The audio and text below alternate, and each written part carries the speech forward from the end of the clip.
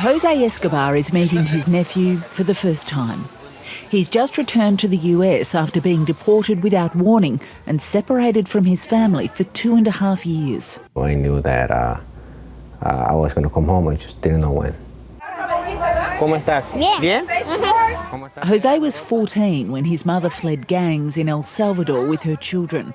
Despite a clean record, out-of-date paperwork got him caught up in the Trump administration's policy to deport criminals, and he was sent back after a routine check-in at the immigration office.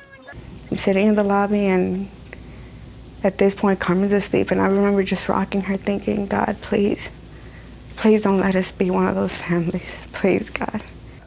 So, but when I was in a plane,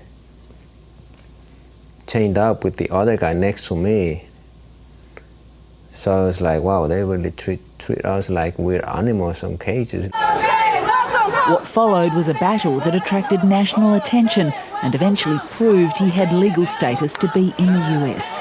Obviously, we could show that his family was going to suffer a lot, and the public interest, reuniting a family to come to the country. Barack Obama deported more people, but the Trump administration's been criticised for its methods, which have led to parents and children being separated and overflowing detention centres. Jason Ahern, who once led Customs and Border Protection under George W. Bush, is now part of a bipartisan working group trying to tackle the problem. I think the president's, inflammatory comments in a lot of ways have actually created the partisan separation that we've seen around these issues. I think it's created a polarizing effect between the members now. I don't think you can blame that all on the president. I think each one of the members and each party that they're affiliated to need to claim some ownership here as well. The working group has recommended new regional processing centres. In the meantime, in southwest Texas, near the Mexican border, this temporary shelter's been set up to accommodate up to 1,300 unaccompanied teenagers. We were given limited access to take a look. I'm allowed to tour the detention centre that's at the end of this dusty road behind me, but we're not allowed to film inside or talk to any of the children who've been detained. This is a new centre that's been set up in response to overcrowding elsewhere, but it's also being used as a showcase by the government in response to criticism about conditions.